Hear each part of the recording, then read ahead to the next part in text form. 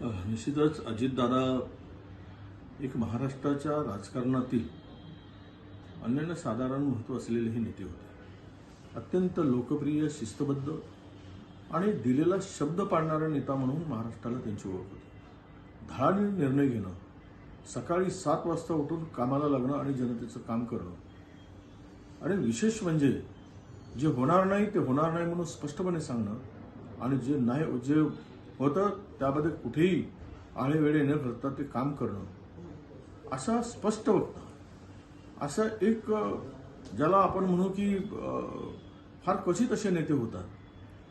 आणि विशेष रूपाने सांगता येईल की मी ज्यावेळेस 2008 मध्ये राज्य मंत्रिमंडळामध्ये सहभागी झालो त्यावेळेस त्यांच्याकडे असलेल्या खात्याचा राज्यमंत्री मी होतो.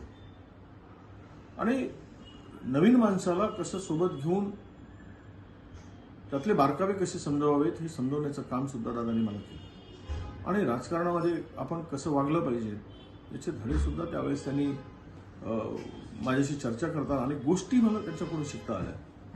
त्यांच्याबरोबर नंतरही मंत्रिमंडळामध्ये कॅबिनेट मंत्री म्हणून काम करण्याची संधी मिळाली.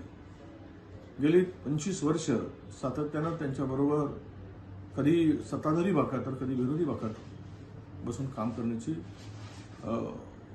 संधी मिळाली. आणि आज महाराष्ट्रातील हा एक मोठा नेता की जे कल्पनाच करू शकत नाही, जे कल्पनेच्या पलीकडचं आहे की असं होऊ शकतं, असं घडू शकतं, असं अचानक काळाने घाला घालून एका लोकनेत्याला, एक समाजाप्रती समर्पित असलेल्या नेत्याला महाराष्ट्राला मुकावं लागलं हे अत्यंत दुःखदायक, वेदनादायक आहे. ही हानी भरून न निघणारीच आहे.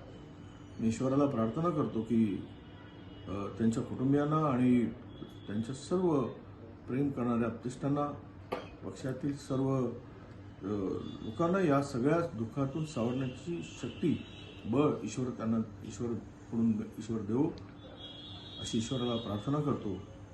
आणि न भरून निघणारी हानी झाली, महाराष्ट्राची प्रचंड ही हानी मला वाटतं की अजितदादाच्या निघून जाण्यानं झाली आहे.